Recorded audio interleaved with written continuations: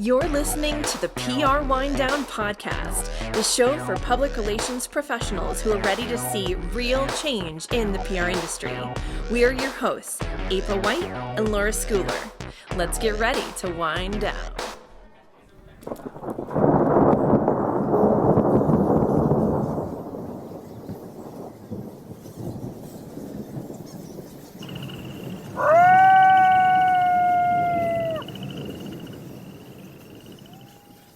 Happy Hallows Eve, dear listeners. It's time for our annual Halloween special. We're getting ready to brew up some frightful fun. Join us as we unmask some scary PR blunders and unearth chilling stories from our anonymous listeners. For this year's treat, we're sharing an all-new lineup of bone-chilling tales and listener stories that have haunted the PR profession this year. You're in for a treat! All right, horror story number one.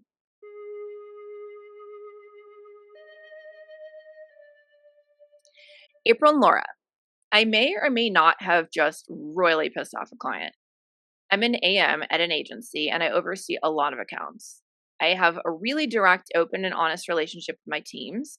We speak candidly to each other, which I think is usually a benefit to our creativity and collaboration. So we have this one client who's really not one for taking advice.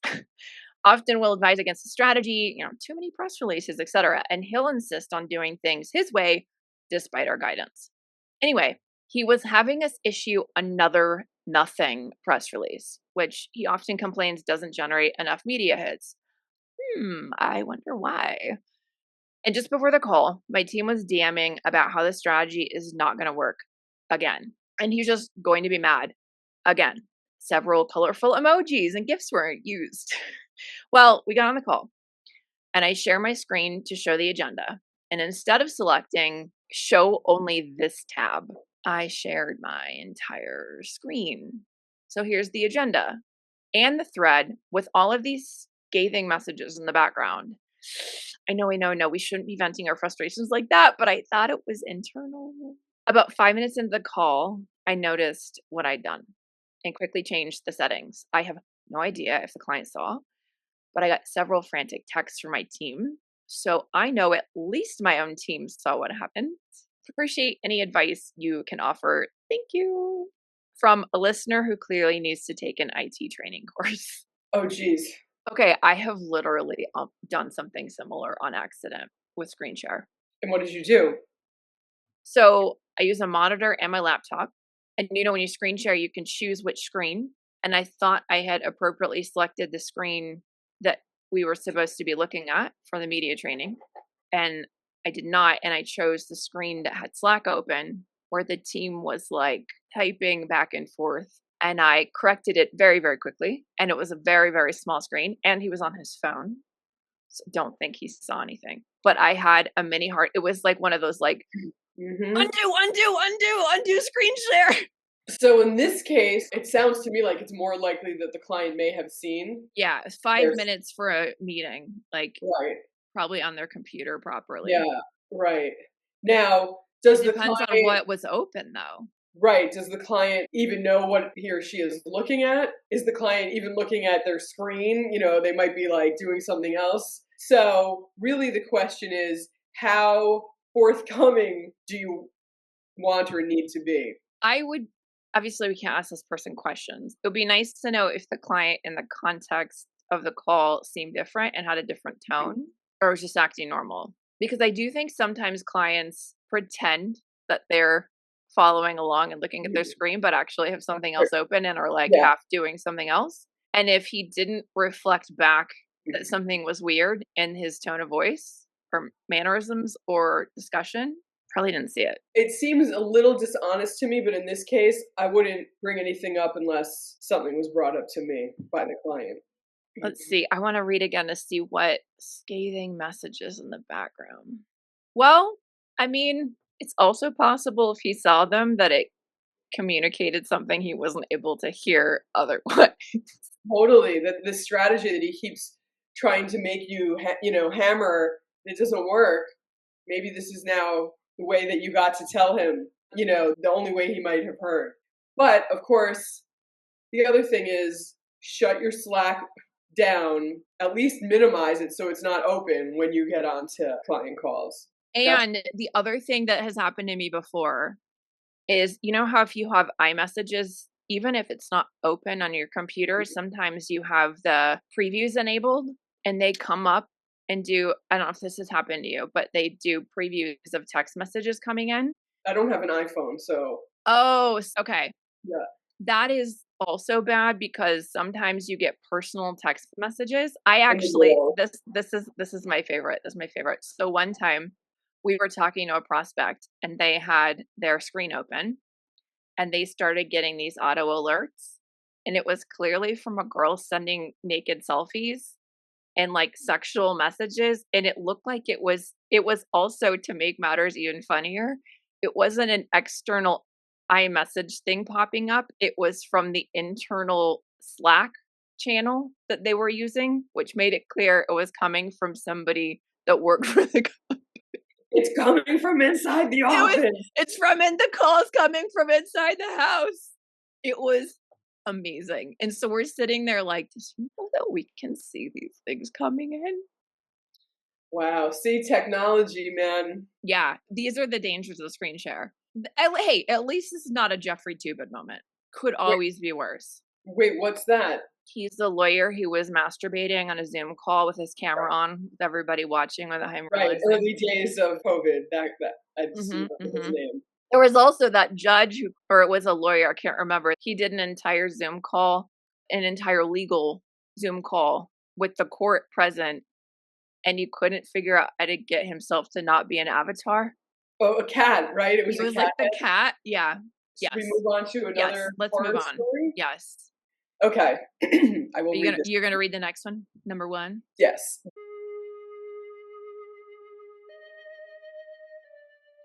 Dear Laura and April, I think I messed up in a pretty bad way.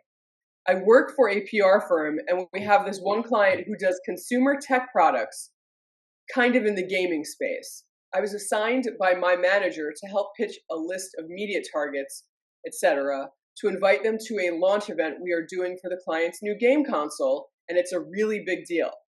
Well, I accidentally sent the invitations to the wrong list of contacts.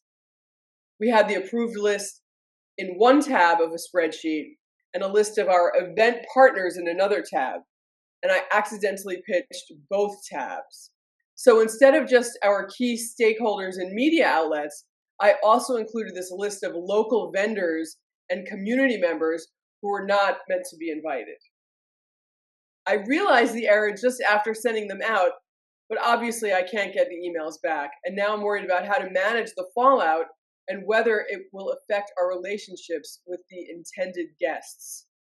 I know this probably won't make it on the podcast before my manager finds out, but what do you think I should do?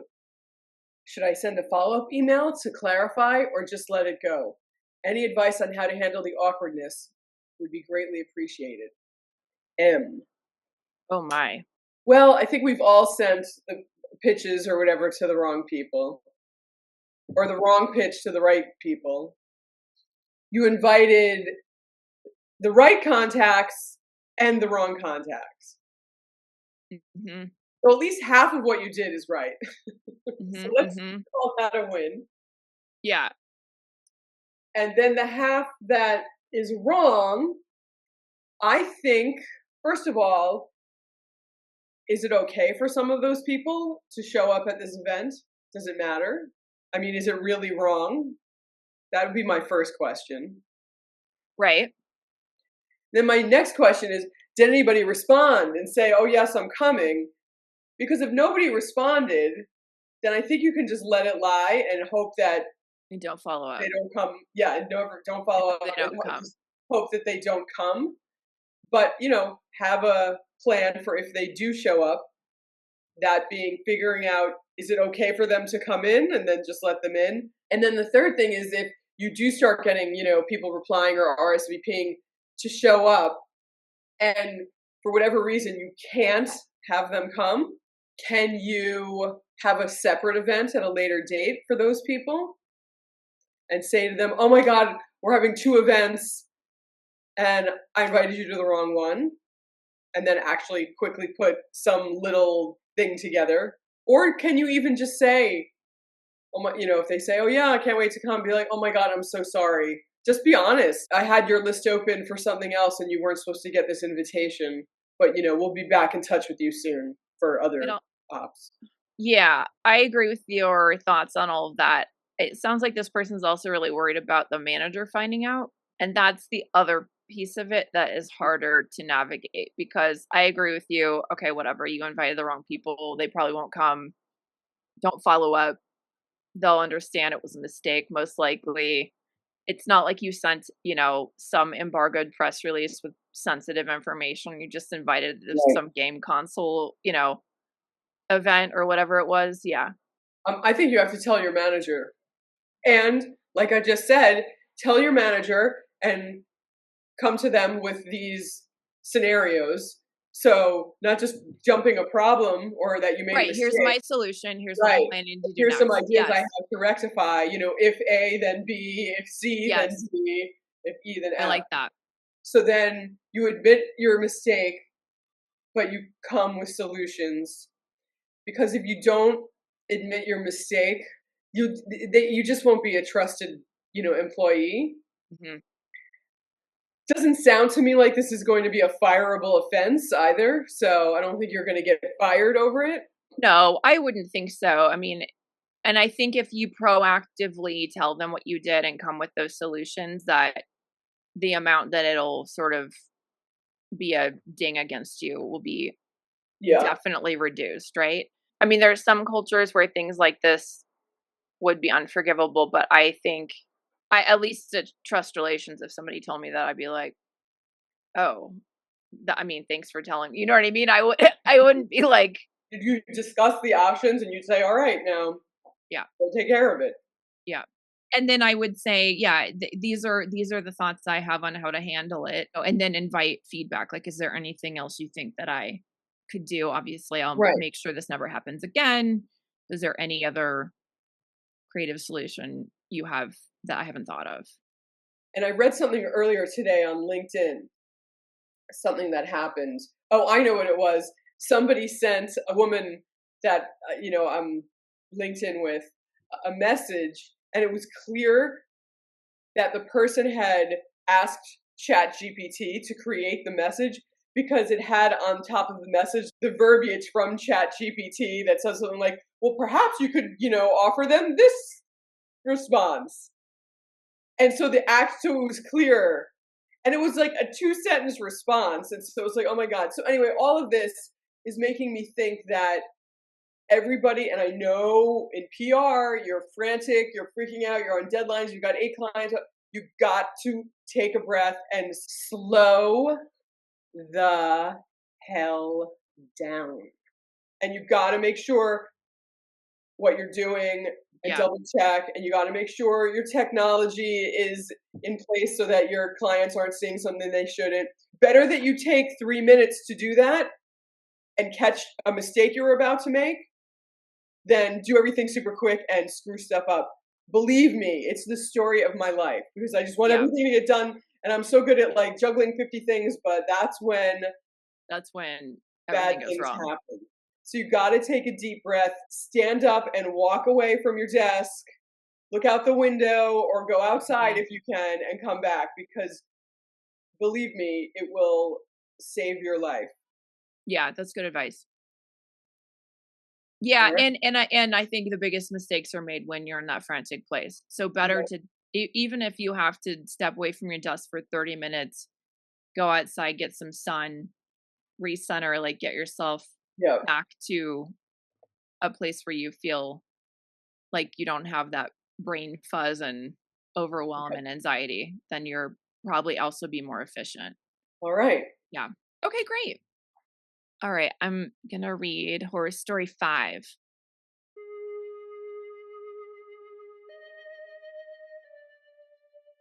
Just skipping around. Okay.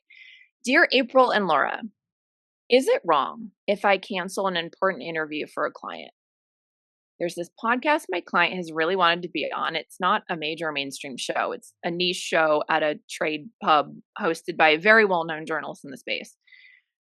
This journalist is pretty scathing. Myself and the team have pitched him in the past, and he's pretty harsh with the feedback if you're lucky enough to get a reply, but that's the way it goes sometimes. And I always tread lightly and try to be gracious for any replies this guy gives.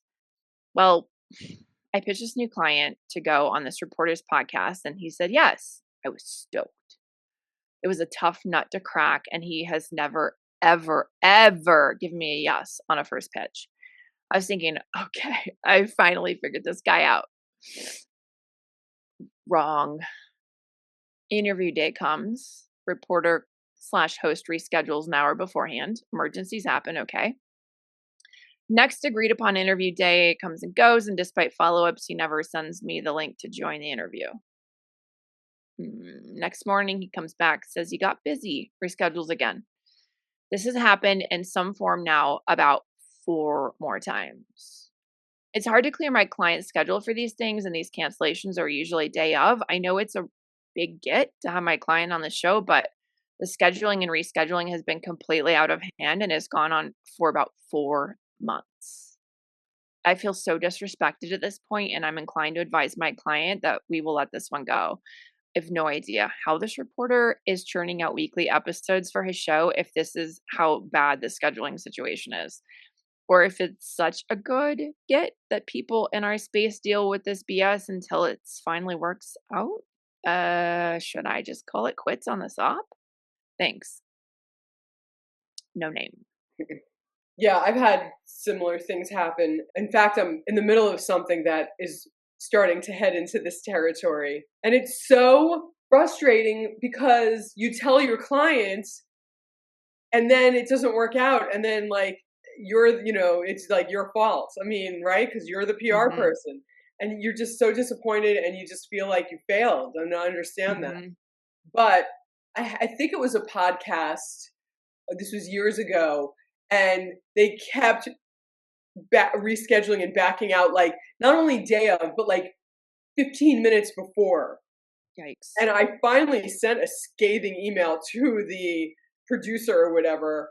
I Did did. It you? was, yes, I did. I was like, this is Dang. like the most unprofessional thing that I've ever experienced in my life. And now you've ruined my client's schedule and made me look bad. And I just can't even comprehend what's going on here. It was like so over the top the way it was kept being like the rug ripped out. It Oh my wasn't just like, god. oh, sorry, we can't make it. It was like a way more intricate thing that, involvement and materials and scheduling and all of this stuff that we Yeah. spent hours and hours on. And they like backed out, like I said, 15 minutes before, like 3 times. And on the third time, I was like, you're dead to me. Now, it wasn't, major media either, but I feel like major media, it's less likely to go down that way. Mhm. Now, it might get canceled or rescheduled. I'm not saying that doesn't happen, but I think it would Mhm. be a little more professional than sometimes when you're dealing with like not trade necessarily, but very niche or independent type of media. There's like 1 or 2 employees, and they're flying by the seat of their pants. So it's Yeah. very upsetting. But this is sort of the job we signed up for. This is part of it. Yeah. I guess what I would probably do is ask the client if they would like to continue, if it's too much of an imposition on their schedule, because obviously you don't have any control over whether this reporter is going to continue to do this. So probably what I would do is, depending on the report, the client and or their personality type, because it might be even more frustrating to them that they had this happen 4 times and you're just now suggesting that they stop. So maybe say, "Hey, we don't obviously have any control over whether he's gonna do this again.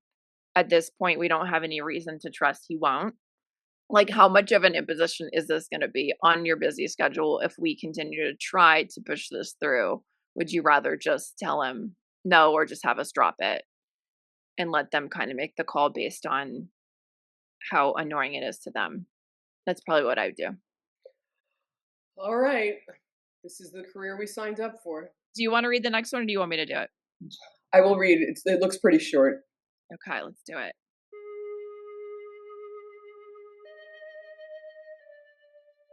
Hi, I don't know if you take questions from entrepreneurs, but I am the CEO of a startup that makes specialized equipment for the auto industry. I do a lot in my current role, you know the startup lifestyle, and from time to time I will log in directly to do some engagement on our X account.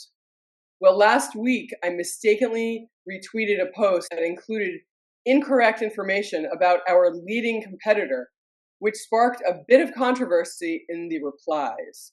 I didn't realize my mistake until I saw several comments questioning our integrity as a brand. It's a small space, so I wouldn't be surprised if some customers saw it. Now, I'm not sure how to respond without further exacerbating things in this situation. Should I delete the retweet and issue an apology? Or is there a better way to handle this? Your insights would mean a lot to me right now. Thanks for your guidance, Chief Create a Crisis Officer. I like the sign off. It's basically a social media, right, crisis situation. How do you handle something that got tweeted that shouldn't have? If there's a way to make it funny, like if there was a way to turn it into a joke, a lot of companies have done really funny things on social media. That might be a way to save it, but all of that is very highly dependent on what was posted and the brand. I mean, if we're talking about like, oh wait, this is specialized equipment for the auto industry. Maybe. Depends on the brand. Depends on if you're a little bit, rough around the edges, raw and straightforward and authentic. If the brand is like that, you might be able to pull something like that off. But what do you think about just deleting it? Oh, 1,000% delete it. Yeah. I mean, I would definitely delete it unless it's been seen by 1 million people or something. Again, can we just be honest and say, we apologize. We posted some inaccurate information on here and we take responsibility for it. Please forgive us. Yeah. Yeah, I guess, if enough people commented. You Yeah, know, I mean, newspapers run corrections all the time. Yep. They have we give them permission to do that. Run a correction. Yep. And then delete it. Right. Run a correction. Leave it up for 24 hours and then delete it. And then delete. Yeah, I would do that. That'd be my advice. All right. Okay. We're just cruising through these. We're cruising. Okay. Here's the last one. Hi, PR Wind Down. I had a challenging experience recently at work. I know Laura has worked at some big companies, so I'm hoping there's some advice she can share to keep me from making this any worse. I'm mid-level on a PR team at a big company, so we handle a lot of inbound requests and promotional stuff, reports and white papers, etc. And during our last big project, debrief, which are usually fairly stressful, one of our senior executives was on a roll offering some pretty harsh feedback. But then he took a turn and got really personal and overly critical of a few team members. Usually, if there's any kind of negative feedback, the senior execs address the project team as a whole. And if there's something to address with a particular team member, they get called into a separate meeting. But this guy is newer to the company and he completely tore into a few specific team members. He made remarks about their intelligence and work ethic. They looked like they wanted to cry. It was brutal. I've been here a while. I like my job, but this situation has really been bothering me. If this guy continues to rain down the bad vibes upon us like this, it's going to make things really miserable for us and hurt the pretty good culture our department has. I've seen this management style before, but I did not like how it ended. How would you recommend handling a situation like this? Should I go to the manager between myself and the angry guy, or is this an HRable situation? Or should I just stick around and assume if I've been here this long, I can probably outlast this guy and he'll get the boot eventually? I feel really compelled to do something here, but I'm not really sure how to navigate this without stepping on toes. Thanks so much for your help. Don't yell at me. That's the signature. Don't yell at me. So this person is mid-level on the PR team at a big company. So it sounds like not a PR firm. So that the senior exec was not a PR person necessarily, right? I've been in-house, I've been at agencies, and it's a little bit different if you're at an agency and you're all doing the same job versus if you are an in-house PR It person. sounds like part of a PR team at a big company, Right, and so you're dealing not with a PR agency. It's an in-house situation, right, but there are a bunch of people on the team, not just one. So it's a huge company if there are right, so that you many might be people dealing doing with, like, PR. a senior partner at a huge, I don't whatever, law firm or a Yeah. senior C-suite person at a huge, publicly traded company, and those are 2 different things, so we'll assume that it's a company and you happen to be the in-house PR team part of Mhm. it. It's really hard. There's not much you can do about it, actually. I know that's not a good Yeah, I think unless there's something illegal, like they were sexually harassing or saying something about somebody's race or religion or culture or age or something like that. Being a jerk is not illegal, unfortunately. no, and even if it does cross into those areas, the likelihood it's gonna end well for you being the whistleblower is not high. Yeah, so I don't know who, because they were saying should go to a manager between the person and the angry guy. I mean, if you have a manager like the senior person in your PR team, etc., you can talk to them about what happened, assuming it sounds like they weren't there.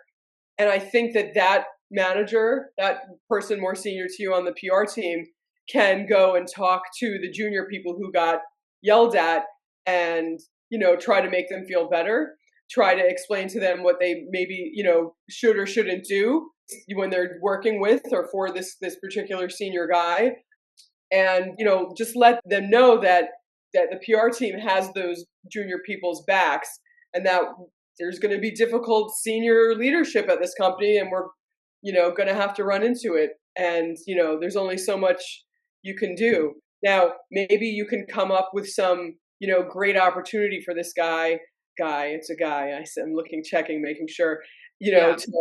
to sort of be like, look, we're not stupid, or we're not worthless, and I've been part of something like that where a scary senior partner was like, this is garbage, and we took hold of it and addressed, and maybe the guy has very legitimate gripes, doesn't handle it well, but maybe he has legitimate concerns, and handle what those concerns are, and you might be able to at least get to, like, a normal, maybe it's not going to be your best friend, but like a normal communication with them. If you show that you're listening and understanding the person's issues with whatever it is, it can help. Now if the person's just a total maniac, you're right, maybe this person will go away, maybe the team won't have to work with them very much. I don't know, but I don't think that there's any HRable moment, at least not at this point in what I've read. I have one other sneaky idea.